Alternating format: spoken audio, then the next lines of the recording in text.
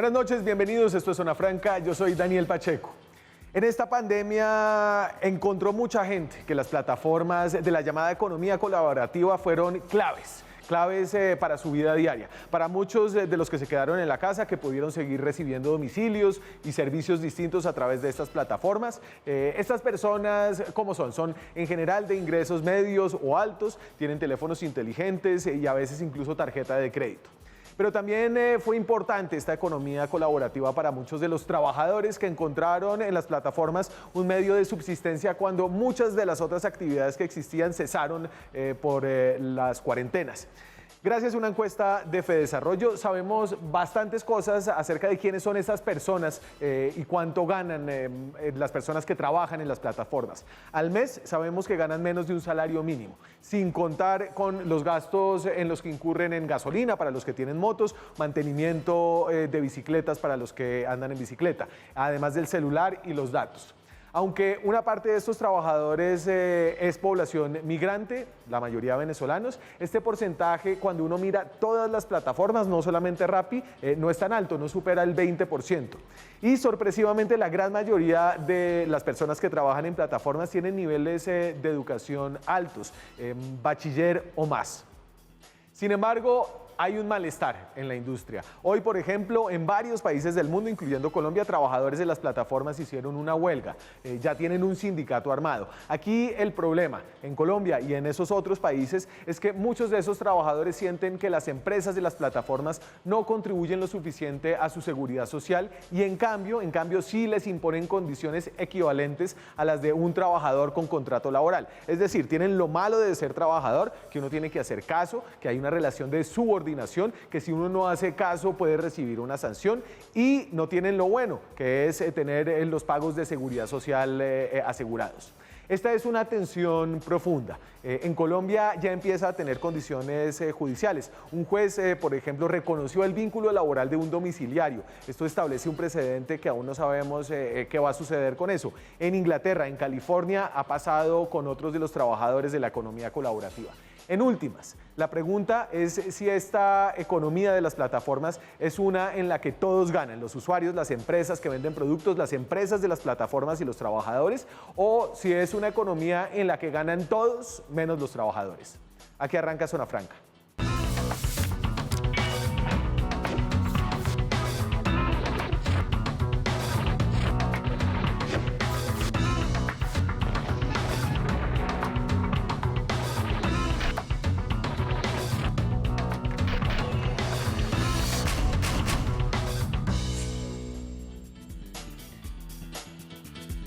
Esta noche estamos en directo desde Bogotá, son las 9:02 de la noche, aquí en Zona Franca.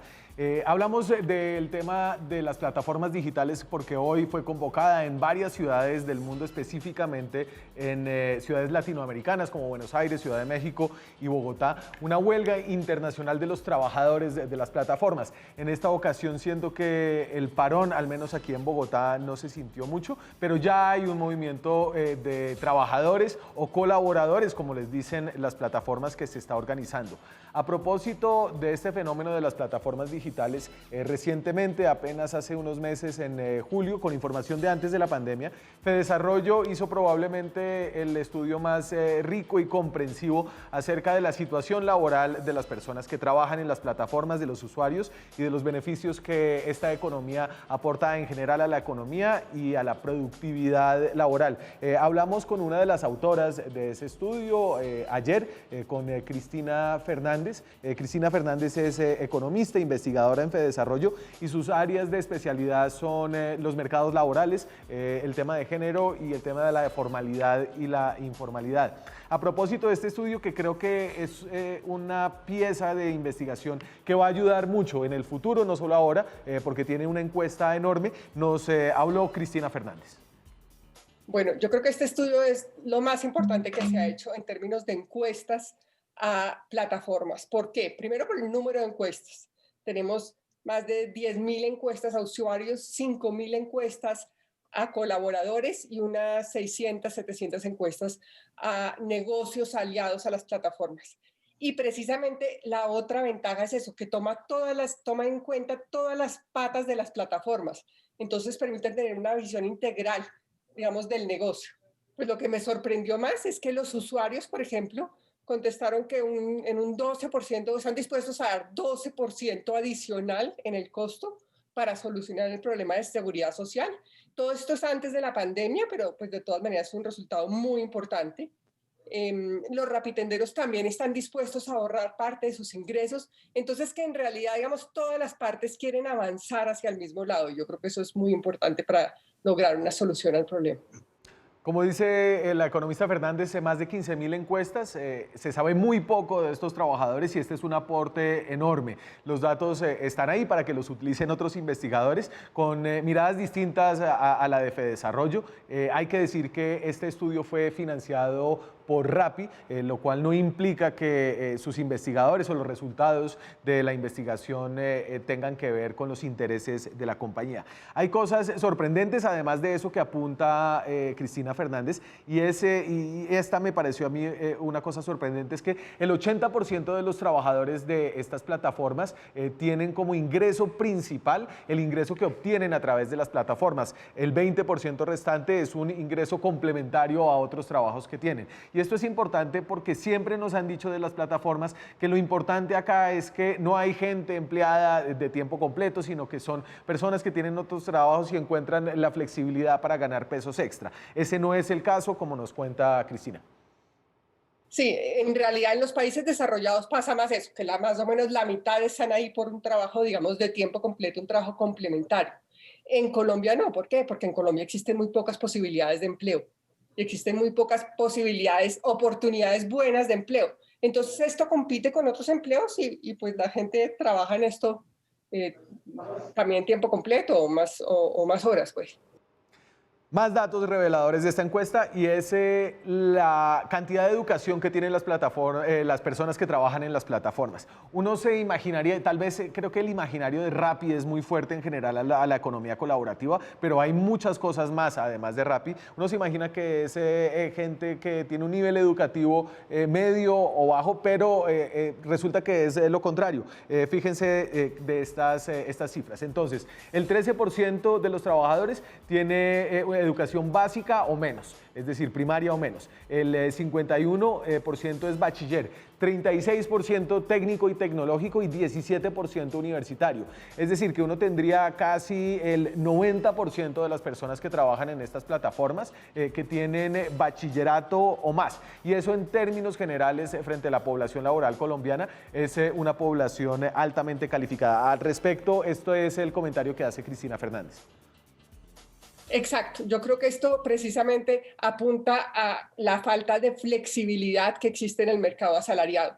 Y también estas personas de alta calificación son personas que tienen preferencias por horarios flexibles, por trabajos flexibles, y estos les están dando la oportunidad de trabajar en estas, digamos, en estas circunstancias. No es óptimo, no es productivo para una sociedad tener estos desbalances.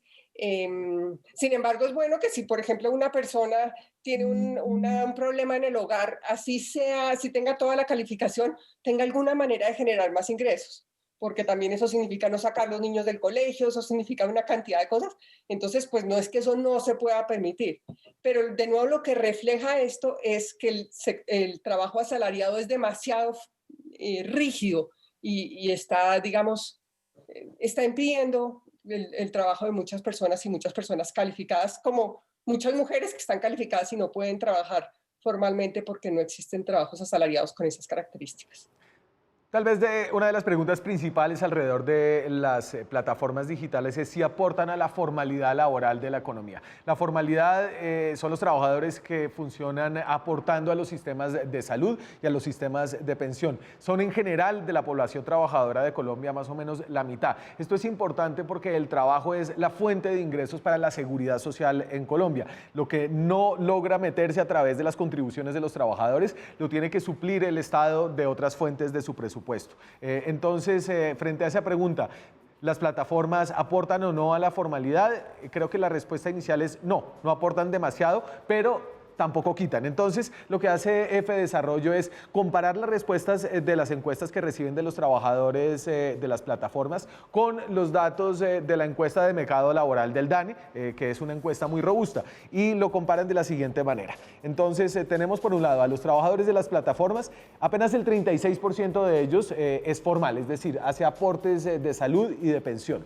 Frente a la población ocupada en general en el país, el 54% es formal. Los ocupados son todos los que no son desempleados y que que ganan algo, al menos una vez a la semana, creo que es la medición del DANE.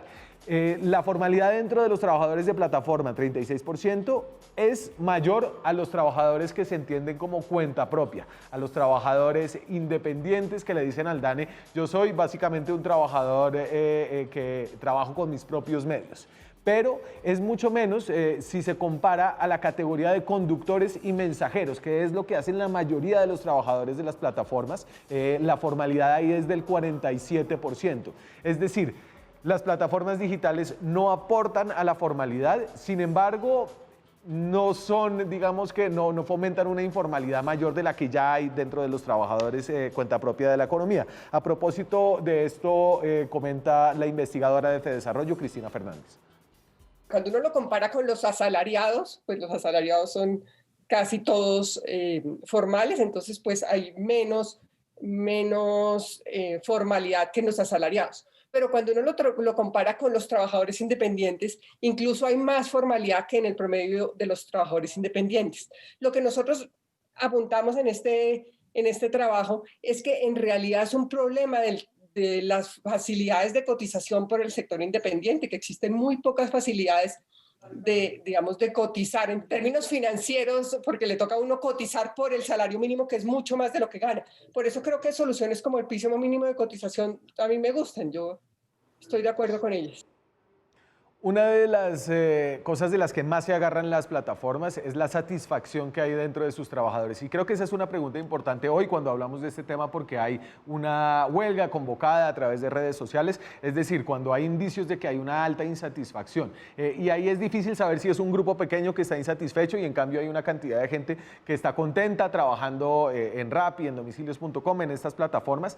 Y la encuesta nos da algunas pistas al respecto, pistas que confirmarían que el bajo, digamos que la cantidad reducida de personas que salieron a protestar hoy tiene un correlato con una alta satisfacción que hay adentro de esas empresas. Esto es lo que muestra la encuesta. Entonces, fíjense, es la misma comparación de distintos tipos de trabajadores de la economía colombiana y los trabajadores de las plataformas son los que tienen un índice de satisfacción más alto, del 80% frente a 73% de los ocupados, cuenta propia 65%, que es la menor, obviamente una categoría de trabajo donde hay unas condiciones muy difíciles, y conductores y mensajeros. Hay una alta satisfacción. A propósito de eso y frente al tema de la huelga, esto nos cuenta la economista Fernández. Pues yo creo que siempre va a haber gente insatisfecha, pero uno en general encuentra una satisfacción muy alta entre los colaboradores de las plataformas. Y sobre todo en los niveles bajos de educación, sobre todo en los migrantes, porque de verdad aprecian que tienen alguna oportunidad laboral. Yo no sé qué haya sido la crisis migratoria sin estas plataformas. La visión de muchos economistas como Cristina es que el mercado laboral tiene unas leyes que son demasiado estrictas para formalizar el trabajo de las plataformas. Es decir, no se puede cotizar por menos del mínimo. Los mecanismos de cotización son muy onerosos tanto para las empresas como para los trabajadores. A propósito de eso, hay algunas experiencias dentro del mundo de las plataformas como domicilios.com que ha vinculado laboralmente a algunos de sus empleados. Y a propósito de ese caso, de que algunos sí puedan y en cambio los otros digan que no, le preguntamos a la investigadora. En realidad es muy difícil, incluso, digamos, legalmente no está claro si las plataformas pueden retener estos ingresos de seguridad social o no. Domicilios.com lo hace para los que para los que ganan más del salario mínimo lo hace, para los que ganan menos del salario mínimo lo único que puede decirles es, miren, aquí está la plata y les aconsejamos que inviertan en BEPS, precisamente porque la legislación aquí es muy poca, muy pobre. Hablamos mucho de las plataformas, pero realmente los economistas no tienen una idea de qué tan importantes son dentro del Producto Interno Bruto de Colombia. Es decir, estamos hablando de un sector que es realmente importante. Hay detrás de las plataformas, además de unos miles de trabajos y unas marcas que se han valorizado mucho, un aporte importante a la economía. Este es el cálculo que ellos hacen para entender su magnitud. Más o menos encontramos que el aporte es de 0,2 puntos porcentuales al PIB. Esto es, claro, hay que hacer una cantidad de supuestos, porque en realidad la información de nuevo es muy pobre, muy escasa, pero más o menos estos, simplemente multiplicando el número de colaboradores por lo que ganan esos colaboradores, uno saca la remuneración a los trabajadores y con eso puede sacar la participación en el PIB. Muy burdamente, pero pues digamos es un primer acercamiento al tema. 0,2% del PIB es bien poquito, sin embargo es una porción de la economía que han ganado muy rápidamente, tal vez más rápidamente que cualquier otra cosa que haya llegado recientemente a Colombia, el cannabis medicinal, etcétera, etcétera. A propósito, y esta es una pregunta que yo he tenido, si la sociedad en general de alguna forma subsidia estos negocios de las plataformas, los negocios de las empresas que intermedian entre los usuarios y los trabajadores. Es decir, no les pagan salarios, no les venden las maletas, les venden los implementos, y si uno de estos trabajadores en el transcurso de su trabajo, por ejemplo, tiene un accidente y no aporta a salud, va a ser llevado a un sistema, a un hospital público donde lo van a atender como atienden a cualquier colombiano, y eso lo terminamos pagando todos los contribuyentes. Un trabajador de Rappi que sufre un accidente termina siendo curado por la contribución del resto de la sociedad, mientras Rappi solamente gana de los envíos que esa persona hace antes de enfermarse. A propósito de eso, le pregunto a Cristina y esto es lo que me contesta.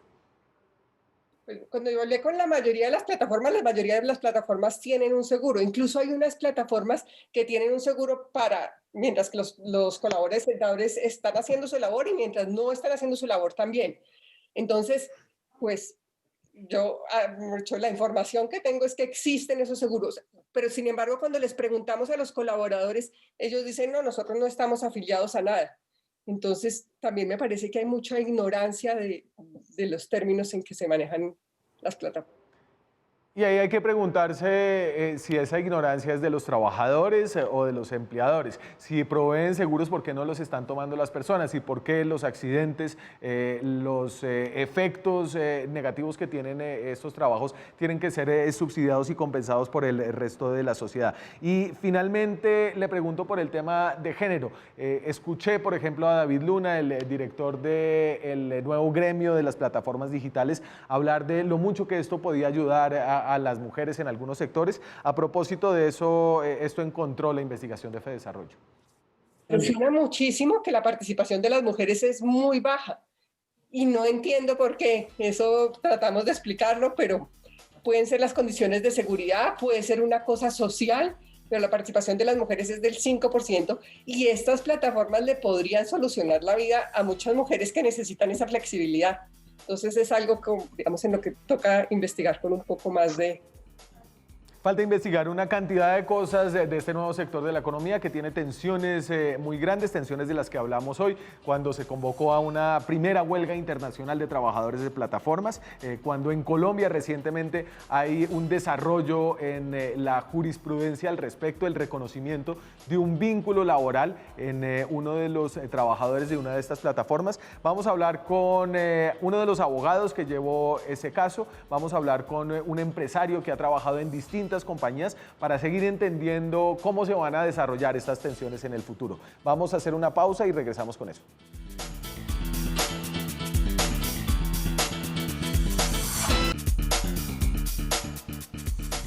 Seguimos en Zona Franca, estamos hablando de la economía digital, la economía de las plataformas, a propósito de que hoy se dio en Bogotá, en otras ciudades de Colombia y del mundo, una convocatoria internacional de paro de los trabajadores de las economías digitales.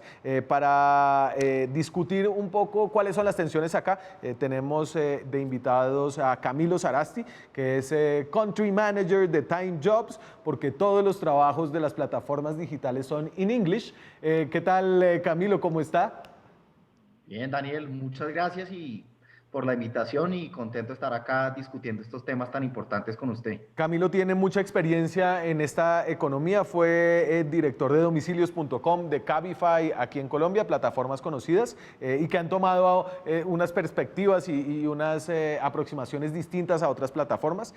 Y nos acompaña en este debate Iván Daniel Jaramillo, que es abogado, su especialidad es el derecho laboral, da clases en la Universidad del Rosario y hace litigio también, es uno de los litigantes que apoyó la demanda que por primera vez en Colombia reconoció un vínculo laboral entre un trabajador de una plataforma y esa plataforma. ¿Cómo está, abogado? Un saludo muy especial para ti, Daniel, para todos los televidentes, un saludo muy especial, una feliz noche para todos. Bueno, a ver, creo que con ambos hemos pasado ya por acá, ¿cierto? Sigue esa tensión entre si lo que las plataformas proveen es más que una intermediación de un servicio o hay una relación de subordinación, es decir, un contrato laboral. Iván Daniel, cuénteme un poquito de lo que se desarrolló en la sentencia que fue fallada hace algunas semanas. Sí, la sentencia, hay que aclarar que es una sentencia en juzgado de pequeñas causas, es decir, que solo tiene una instancia, que es la que el juzgado resolvió. El caso se recibió en el consultorio jurídico de la Universidad de Rosario, se tramitó y se llevó a buen puerto, es decir, que la juez declaró que justamente lo que indica la pregunta se respondía en forma afirmativa, es decir, que entre el trabajador y la plataforma, en este caso Mercadón, y era un picker, había una verdadera relación de trabajo y por tanto se disparaba todo el reconocimiento de derechos. Esta sentencia, si bien no tenemos precedentes en Colombia de altos tribunales, pues es el primer pronunciamiento que justamente está en el contexto de otra sentencia muy importante, Daniel, en el Tribunal Supremo de España, ya sí jurisprudencia en ese país, en la que igualmente se reconoce relación de trabajo entre un rider de Deliveroo, bueno, del Rappi español, con la plataforma. Luego es un contexto y una tendencia mundial, ya ha pasado en Uruguay, pasó en Italia, pasó en Francia, pasó en el Tribunal de Justicia de la Unión Europea. Estas semanas anteriores pasó en el Tribunal Supremo Español, ya teníamos solamente Juzgado de Madrid, Tribunal de Madrid, ya tenemos Tribunal Supremo y ahora tenemos un primer antecedente en un pleito que se promovió por conducto del consultorio jurídico de la Universidad de Rosario y se declaró relación de trabajo con los derechos que ello acarrea. Y Camilo, me imagino que usted estaba viendo con interés ese desarrollo. Como dice Iván Daniel, es solamente en un juzgado, es de una única instancia, es decir, y entiendo por eso que no establece un precedente aplicable a otros casos, pero parece ser una tendencia en la industria que cada vez esa relación laboral es más reconocida. Yo creo que es un problema muy grande para las diferentes plataformas y no solo de domicilio, sino también podemos hablar para un Uber, para un Cabify, para un Didi y las demás plataformas de la economía colaborativa, porque esto va a hacer que sus negocios sean inviables. Entonces, si son inviables, pues no van a existir estas empresas. Si alguien paga por un domicilio 7.000 pesos, pues si ese trabajador, sea domiciliario, sea un picker, sea un conductor, le toca pagar a la empresa seguridad social y le toca pagar encima de eso, pues vacaciones, prima, pues va a hacer que el negocio no den. Todas estas empresas que les acabo de mencionar, ninguna es rentable en este momento. Ellos no vienen a Colombia o no vienen a ningún país de América Latina a explotar a la gente, al revés, vienen es a invertir y pierden plata todos los meses porque creen que este negocio en un futuro va a dar y este negocio no da si tienen que vincular a todas estas personas como trabajadores. Es una nueva economía, pues se ha dado varias discusiones desde hace 4 años de cómo debe ser pues esta regulación, cómo hacer para que estas personas sí coticen a la seguridad social, que para mí ese es el problema que hay de fondo. Y lo que mencionaban ahorita en el segmento de desarrollo, creo que domicilios.com lo ha hecho muy bien, porque domicilios.com a la gente que gana más de un mínimo, sí le paga seguridad social, sí le descuentan salud y sí le descuentan pensión, le descuentan el 16% de salud y el 12.5% perdón, 16% de salud, 12.5% de pensión. Necesitamos es que más gente contribuya a la seguridad social. Pero venga, Camilo, y si le da a domicilios, si a domicilios le da, ¿por qué a Rappi no le da? No, esa pregunta sí se la tiene que hacer esa Simón Borrero. Creo que Domicilios lo ha hecho bien, ninguna plataforma. Pero es que usted decía que era inviable. Entonces, por un lado usted me decía, es inviable que las plataformas puedan asumir los pagos de seguridad social, pero por otro lado me dice, domicilio sí lo logró. Entonces, explíqueme. No, una cosa son los pagos de la seguridad social, otra cosa es una vinculación laboral. Entonces, una vinculación laboral no solo son esos pagos de la seguridad social, sino es la prima, son cesantías, son vacaciones, es intereses sobre las cesantías, es una indemnización al futuro. Claro. Entonces, estos son dos cosas totalmente diferentes. Uno simplemente pues asumir salud y pensión y otra cosa es asumir ese vínculo laboral adicional, que Claro. son unos mucho más altos. Y ahí entiendo, Iván Daniel, y creo que usted nos puede ayudar a entender esto, y es que en la legislación colombiana y quizá en la legislación de muchos países se han reconocido algunas cosas acerca de la relación laboral. Es decir, si usted es subordinado a su jefe, si usted debe cumplir ciertas normas, si su jefe le puede reclamar o lo puede sancionar, entonces eso constituye una relación laboral, más allá de que usted no tenga contrato, más allá de que usted tenga un contrato que diga digamos, que no hay una relación laboral. Si usted tiene que cumple ciertas condiciones, esa relación laboral existe de facto.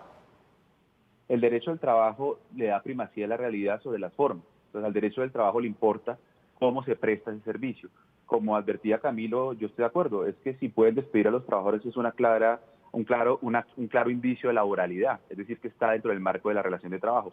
Lo que sucede es que muchas veces lo que pasa en este tipo de economías es que el despido no es el despido que conocemos, sino simplemente bloquear al trabajador y dejar de enviar servicios, y ese es el despido más liberal que se conoce, pero el despido es una situación muy fuerte que tiene que respetar unos principios de debido proceso, que tiene que respetar unos canales que yo sinceramente no creo que hagan inviables ningún negocio. Y tampoco creo que el Tribunal Supremo Español, ni la jurisprudencia del Tribunal de Justicia de la Unión Europea, ni la Corte de Casación italiana, ni el Tribunal de Casación francés, pues pretendan acabar en negocios de la nueva economía. Lo que pretenden es caracterizar como trabajo decente el trabajo que se desarrolla en el marco de estas nuevas formas de economía colaborativa como se conocen académicamente en la literatura. Lo que hay aquí es un choque muy interesante entre la economía y el derecho, ¿cierto? Por un lado, pero un choque en el que parece que no se están hablando mucho las dos disciplinas, porque por un lado lo que dice Camilo es que no da, es una cosa de cuestión de números, y lo que dice Iván Daniel es de no importa si da el derecho, dice tal cosa. No sé si haya alguna aproximación como para acercarse, Camilo, y yo entiendo que, por ejemplo, en domicilios lograron alguna aproximación. Sí, se logró esa aproximación, domicilio se está pagando salud y pensión.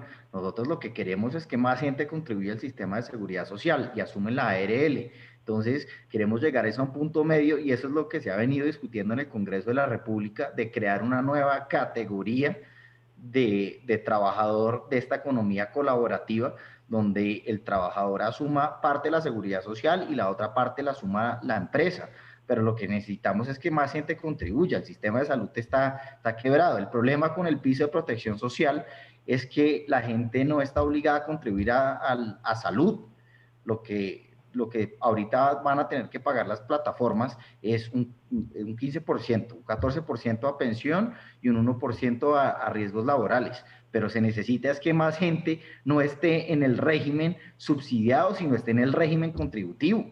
Imagínense todos los domiciliarios de Rappi, todos los conductores de Uber, de Cabify, de Didi, contribuyendo a la seguridad social. Esos son más de 100.000 personas en este país que estarían contribuyendo y creo que eso es muy importante, porque si no, que vamos a seguir con un sistema colapsado, tanto de salud como de pensiones, que el gobierno pues no ha logrado sacar esa reforma pensional que tanto prometió en campaña. Y ahí, Iván Daniel, esa rigidez del derecho ha sido un asunto que se ha estudiado. Los economistas lo dicen, lo dijo y lo reiteró varias veces Cristina Fernández al principio del programa. ¿Hay alguna forma en la que el derecho pueda ceder algunas cosas para, yo sé que la expresión no sirve en el debate, pero para flexibilizar las condiciones de trabajo?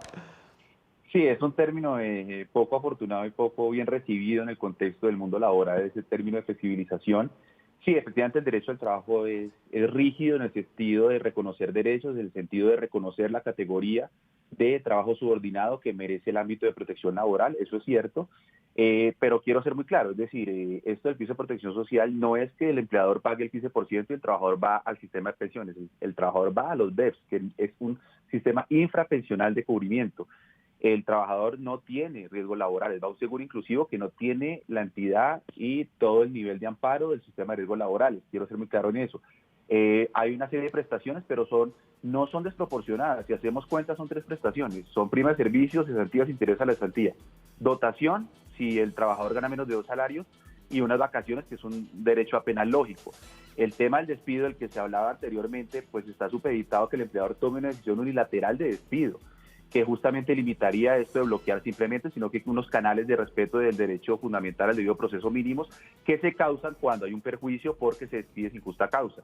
Entonces, poner que hay una carga excesiva y que entonces por culpa de la contribución a la seguridad social y tal, quiero aclarar que para cualquier trabajador en este país, la contribución al sistema de seguridad social es bipartita, ¿no?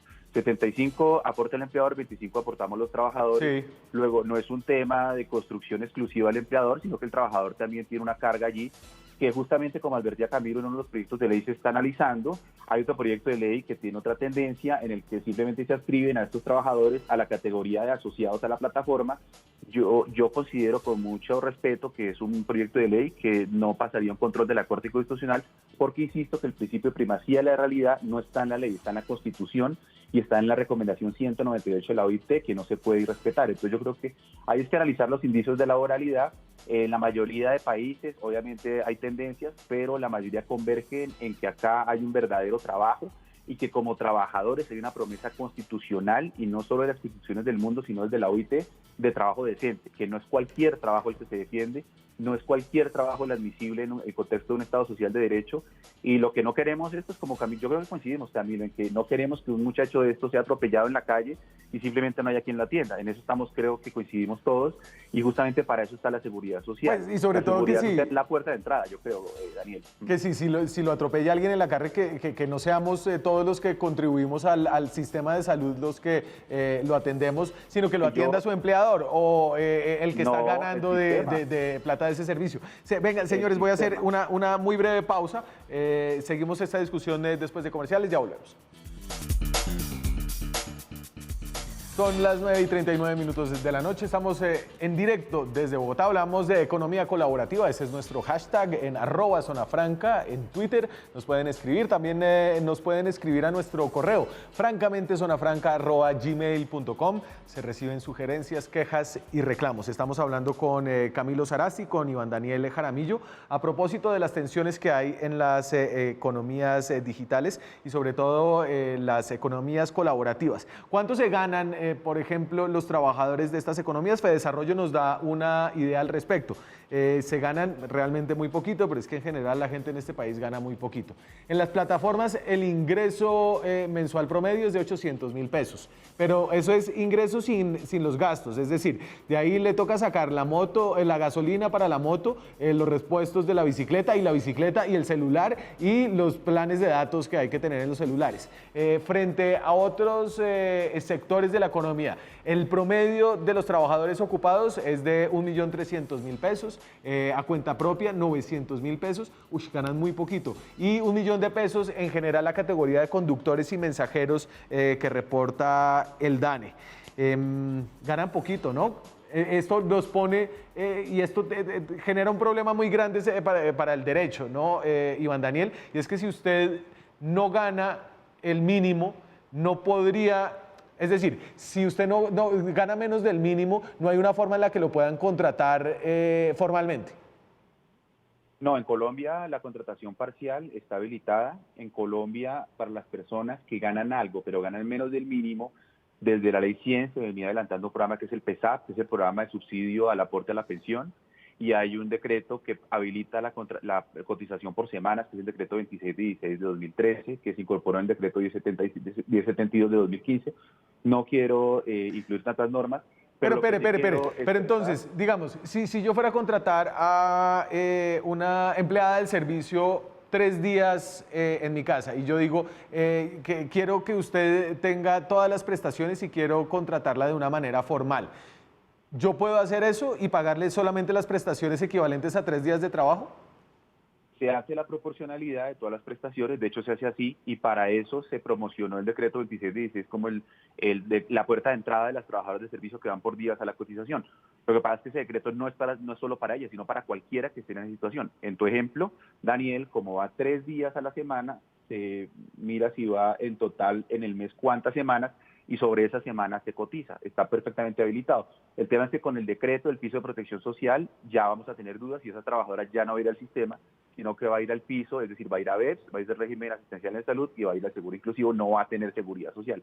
Esa es la gran crítica, pero en Colombia todos los que ganamos más de 4 salarios mínimos aportamos unos puntos para financiar el Fondo de Solidaridad Pensional que alimenta este tipo de subsidios que se había construido desde la Ley 100 para personas que ganan una cantidad inferior al mínimo, pero ganan. Es que los sistemas asistenciales son para aquellos que no ganan absolutamente nada, es diferente. Camilo, ¿usted no le da la impresión de que muchos de los problemas que hay alrededor de esto es la dificultad normativa que existe en Colombia en el sector laboral? Es decir, hay que ser muy estudiado para entender realmente la cosa. ¿Usted que le ha tocado lidiarlo, cómo lo ve? No, es súper complicado, estoy de acuerdo con usted. Creo que he aprendido muchísimo de derecho laboral, pues estas compañías se gastan mucho tiempo en esto para entenderlo. Dicen que eso es poquito, pero otra vez, poquito contra qué. Entonces, muchas de estas personas que trabajan en estas plataformas no es su trabajo de tiempo completo. Entonces, son estudiantes que por la noche se conectan. Es gente que después del trabajo también saca su carro y quiere hacer un par de viajes de Uber, de Didi o de Cabify, o gente que el fin de semana también quiere complementar su ingreso. Pero ojo, Entonces, Camilo, 800.000 pesos, pero ahí lo de ¿cuántas Desarrollo horas le dice que el estarían trabajando? 80% de Ojalá esos... uno podría cotizar es por horas. Yo creo que ese es el problema más grande que hay en este país, ni siquiera por días, sino por horas. Si yo trabajo 1 hora y me gano tanto, me deberían descontar tanto para salud, tanto para pensión. Pero Ese para mí es la discusión más importante. ahí Fedesarrollo lo que encuentra de la encuesta que hace, que es la encuesta más grande que se ha hecho de trabajadores de plataformas, es que el 80% tienen su fuente principal de ingresos a través de esos trabajos. Es decir, no es tanto que esto es el trabajo del ladito que se ganan los estudiantes universitarios o los trabajadores que tienen un trabajo formal y por la noche sacan el carro a hacer unas carreras de Uber. Pues ese estudio de Fedesarrollo fue, sí, pues lo que tengo entendido es que fue para domiciliarios, no fue tampoco para las otras profesiones de la economía colaborativa como los conductores. Entonces yo también lo veo, o creería que es un trabajo temporal, o hacen esa labor mientras consiguen algo más, no es un trabajo que lo quieran hacer de manera indefinida, y pues me parece importante hacer esa aclaración si es solo domiciliarios o también, por ejemplo, tuve en cuenta el tema de los conductores. Ok, Iván Daniel, cuando, y Camilo lo ponía, es 800.000 pesos es poquito, pero es mejor que nada. ¿Cuál es la respuesta a eso? Que el salario mínimo en Colombia es 877.803 pesos. Sí. La población ocupada en este país es de 23 millones de personas. El 80% de los trabajadores formales ganan entre 1 y 2 salarios mínimos. El 50% de la población ocupada gana menos del mínimo. Luego están dentro del marco, dijéramos, que caracteriza el sistema laboral colombiano, y dentro de ese marco hay unas reglas de adscripción a la seguridad social para que estos trabajadores pues tengan unas respuestas cuando acaecen riesgos no queridos. Nosotros también hicimos un estudio, de pronto no es tan grande como el de Fedesarrollo, fue con 326 rapitenderos y dio lo mismo, don Daniel. Estos trabajadores, su fuente principal de ingresos en el 85% es la actividad de domiciliario. No podemos olvidar que estamos en un contexto de tasas de desempleo del 20,2% para julio, 16,8% para agosto, luego 4 o 5 millones de personas desempleadas. Quiero ver que ojalá tengan un empleo y esto sea para cuadrarse. Normalmente es el empleo del que deriva su fuente principal de ingresos. Entonces yo insisto en que ya hay respuestas, ya están construidas, los BEPS, no es que estén mal los BEPS, es que es una respuesta previa infrapensional para un grupo de personas. Para otro grupo que tiene un ingreso y estaba pensado para artistas, toreros, bueno, estaban caracterizados en la ley, había este programa de apoyo a la contribución a las pensiones y había la posibilidad de pagar incluso por criterios inferiores al mes de semana.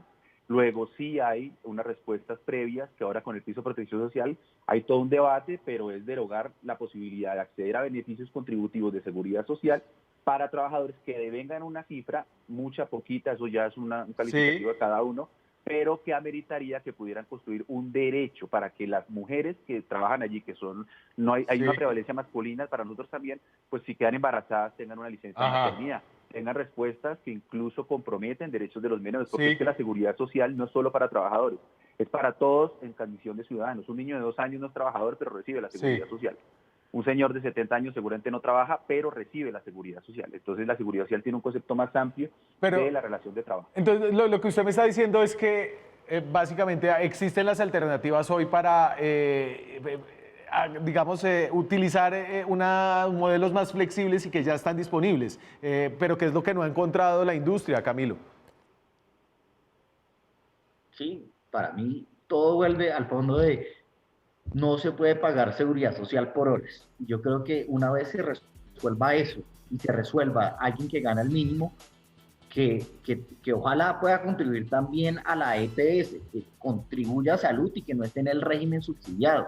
Entonces, lo que decían acá es que se puede, pero se puede por semanas, pero no se puede por horas. ¿Qué pasa si yo trabajo 3 horas a la semana? Ni siquiera, usted habla de 3 días de la empleada de servicio, en este caso sería 3 horas a la semana. Pues yo no puedo cotizar sobre el mínimo, entonces ahora está este piso. Y lo que pasa es que ojalá estos modelos dieran para pagarle y para contratar a la gente con los mismos derechos que tiene pues un trabajador que sí gana más del mínimo o está contratado en un contrato a término indefinido. Lo que pasa es que otra vez este modelo no va a dar. Entonces, ¿qué es mejor? Que el empleado tenga un beneficio parcial en esta nueva economía colaborativa o que tenga el beneficio total, y ahí ya no va a haber 100.000 personas contratadas, sino van a haber 10.000. ¿Y qué va a pasar con esas otras 90.000? Pues no van a tener esta fuente de ingresos que tienen hoy en día. Ese es el problema, yo creo que de fondo. Y otra vez, estas compañías, ninguna se está lucrando. Señores. Todas pierden plata todos los meses. Hay compañías públicas como Uber, que uno se puede meter un search de Google y ven todos los billones que pierden cada trimestre, que es cuando publican las cifras. Entonces no son modelos sostenibles. Entonces, ¿qué es mejor? ¿Hacer algo parcial para esta nueva economía? Pero Camilo, o sea, Rappi no gana plata. Empleados full. Esa para mí es la decisión de fondo. ¿Rappi no gana plata? Rappi no gana plata. Y acabaron de tener hace 3 semanas una inversión de $300 millones. ¿Por qué? Porque necesitan capitalizar la compañía para poder seguir subsistiendo. No ganan plata, pierden plata todos los meses. Señores, voy a hacer una última pausa. Seguimos esta conversación cuando regresemos. Hablamos de los movimientos cada vez más robustos de organización alrededor de los trabajadores de esas plataformas y cómo pinta el futuro para esta industria en medio de estas tensiones. Ya volvemos.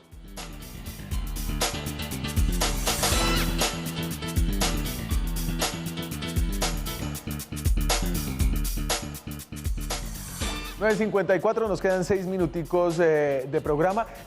El panorama que estoy escuchando de Camilo Sarasti y de Daniel Jaramillo es muy preocupante. Dice Sarasti que las plataformas están perdiendo plata. Me escribe una restaurantera: a mí me toca regalar un ajiaco con Rappi, se quedan con el 20%, no pagan seguridad social, pagan atrasados, son unos usureros, dice ella. Pero entonces Rappi está perdiendo. Los rapitenderos no todos están contentos, algunos salen a la calle. Y usted me dice que Rappi también pierde plata y que cada vez los trabajadores están más organizados. Veo que el futuro de esta economía de las plataformas puede no ser tan promisorio. Sí, así es. Yo creo que en el mundo hay una burbuja en todo este tipo de negocios de la economía colaborativa. Entonces acabo de revisar para darles una cifra de una compañía pública que cotiza en la Bolsa de Valores de Nueva York y sale que el net loss fue de 1.78 billones en los segundos 3 meses de este año. ¿Ese es de Uber? Eso, de Uber, eso es una pérdida muy grande. Las cifras de Rappi no son públicas, entonces no sabemos cuánto terminan perdiendo. Pero yo que manejé el negocio de Cabify en Colombia, que manejé domicilios.com, que manejé iFood, que es la app más grande de food delivery en América Latina, es 3 veces el tamaño de Rappi, porque pues es brasilero, y Brasil es un país de 210 millones de habitantes. Les digo que no son positivas. Entonces, ¿en qué se va la plata? La plata se va en adquisición de nuevos usuarios. se va en retención de los usuarios, por eso les llegan también tantos vouchers, se va en subsidiar la tasa de domicilio, se va en hacer muchas propagandas, los que Sí. terminan ganando en esta industria, yo sí les digo quiénes son dos empresas, y son dos empresas de Estados Unidos. Una es Google y una es Facebook. No, pero Esas eso son sí, las usted empresas está que como los ganan medios. 3.000. Los medios estamos igual, Sarasti. Porque no, entonces Google y Facebook ya no nos pagan la publicidad. Iván Daniel, yo veo unos movimientos de trabajadores cada vez más organizados. Hoy íbamos a tener unos trabajadores de esta huelga que no pudimos acomodar. Ellos hacían unas demandas de cuándo querían aparecer. En fin, pero creo que están cada vez más organizados.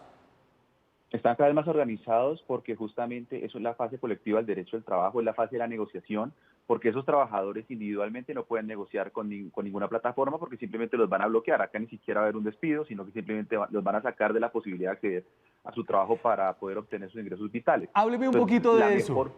la mejor forma de negociar las condiciones por encima de la ley, respetando la ley, es la organización de los trabajadores para ojalá negociar, y yo en eso coincidiría con Camilo, sectorialmente las condiciones para que no haya dumping o competencia leal, y que entonces lo que se decía al inicio del programa es que domicilios paga, la otra no paga, la otra de pronto, la otra un poquito, sino que haya ojalá un piso sectorial negociado con la representación de los trabajadores que son los directamente Iván interesados. Daniel, Yo creo que sería una buena salida. Y solo para terminar, para que esto quede claro, ustedes lo que dicen es, mire, aquí las aplicaciones, a pesar de decir que no tienen ningún vínculo, ellos sí tienen mecanismos para generar la subordinación. Es decir, si un rapitendero no recoge, una persona no recoge un domicilio, entonces lo sancionan y hay formas de manipular su participación.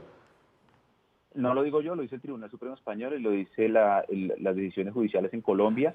Claro, lo que va a decir Camilo, pero él puede escoger cuándo va y cuándo no va, pero hay unas condicionalidades de esa selección del horario que fue lo que llevó al Tribunal Supremo Español a determinar la existencia de la relación de trabajo. Y para finalizar, decirle a Camilo, en las universidades tenemos profesores hora cátedra.